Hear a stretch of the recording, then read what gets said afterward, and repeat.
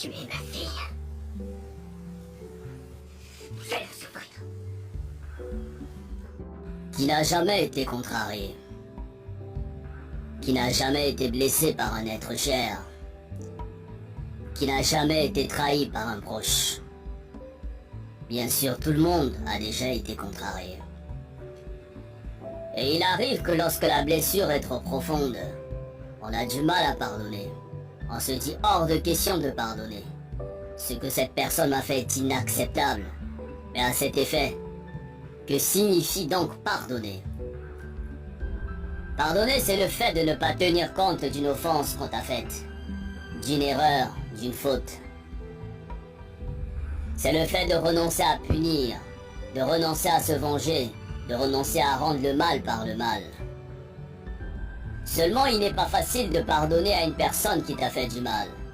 Surtout si tu croyais en elle, que tu avais confiance en elle. Tu préfères la garder prisonnière et tu refuses de lui pardonner. Le souci est que lorsque nous refusons de pardonner, nous nous constituons nous-mêmes comme étant prisonniers. Et on commence à développer la haine, à développer l'amertume, à cultiver la jalousie et à cultiver la rancune. Et pourtant tous nous souhaitons que Dieu nous pardonne. Pour nos erreurs, nos offenses, nos imperfections et nos failles. Mais nous refusons de pardonner les fautes des autres, comme si nous n'avons jamais fait du mal à personne, comme si nous étions irréprochables. Qui donc peut oser dire qu'il n'a jamais fait du mal? Qui est parfait? Qui n'a jamais commis d'erreur? Qui n'a jamais fait le moindre mal? On souhaite tous que Dieu nous pardonne pour nos bêtises, mais on refuse de pardonner les fautes des autres, on refuse de leur accorder notre pardon. Et nous sommes toujours les premiers à aller à l'église, à aller à la mosquée, alors que dans nos cœurs nous avons des gens qu'on a constitués comme prisonniers. Mais jusqu'à quand allons-nous porter ces fardeaux? Jusqu'à quand allons-nous refuser de pardonner? Mais qu'est-ce qu'on gagne à détester ceux qui nous ont offensés?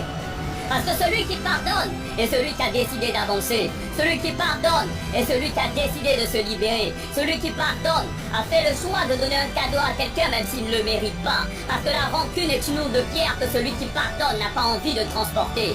Quand tu décides de pardonner, tu le fais d'abord pour toi-même. Tu le fais pour avoir la paix. Tu le fais pour avoir la tranquillité. Tu le fais pour être libre. Parce que celui qui refuse de pardonner est un meurtrier qui s'ignore. Pardonner, ce n'est pas oublier, ni cesser d'aimer, mais c'est se libérer d'un fardeau. C'est se soigner, c'est relever la tête, c'est prendre son chemin avec le sourire pour avoir un meilleur lendemain. Pardonnons à toutes ces personnes qui nous ont blessés. Pardonnons pour que le Tout-Puissant à son tour puisse nous pardonner.